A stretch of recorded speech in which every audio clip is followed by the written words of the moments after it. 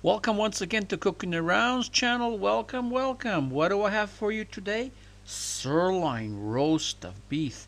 And you're going to make some garlic butter to go with it.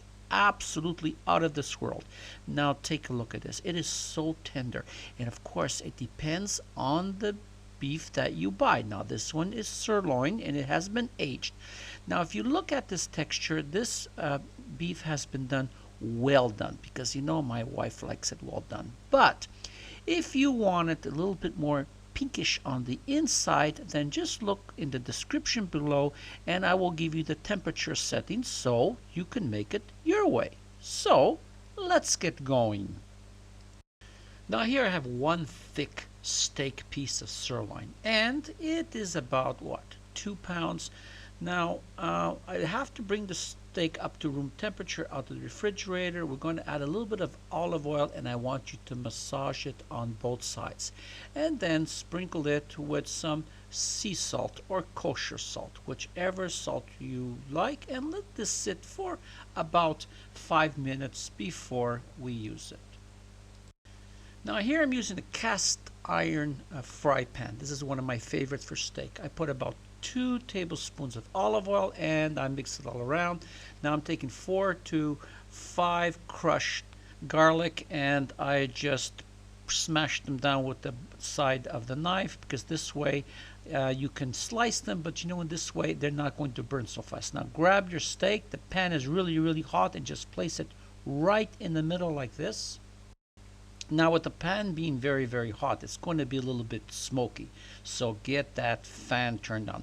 Now I want you to move the garlic around to get the flavor into the oil, so the oil can have the flavor. Now when one side is done, just flip it around and just repeat it. How long it takes, that just depends on your fry pan and your temperature. Just look at the texture. Okay, I don't want the garlic to be burned, so when it's just lightly brown, just remove it. And now let's get back to the steak, and now we have to do the side. So let's just push it on the side like this. Look, it stands up by itself. It's magic. And now do the other side, and don't forget the ends. And keep on moving around, because I want that oil to blend in with that garlic taste, and I want it to give it that nice, even garlicky taste into the meat at this point.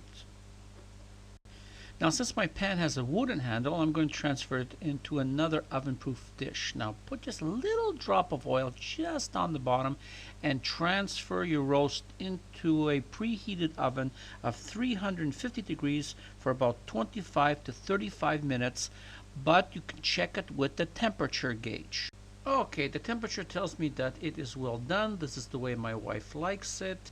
Set your pan back on to medium heat and put the roast right back on, and whatever came out in the oven and juices, I want you to return it to this pan just like this.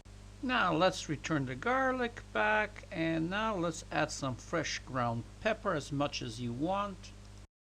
Okay, reduce the heat a little bit and add about 2 tablespoons of unsalted butter, and let's move that around. Oh, this is really going to be out of this world. So let the butter melt, and let's just grab that butter and let's just keep on pouring it on top, of the steak, just like this, so it can just blend in. Now, isn't your mouth watering just right about now? And voila, here it is, the perfect steak. Now I want you to remove it from the pan and let it rest for about 10 minutes before you cut it. So I hope you enjoyed this recipe. Please try it and let me know how yours turned out, and did you like it well done, or you like it more on the rare side. So once again, it's goodbye from Tony and Cooking Around.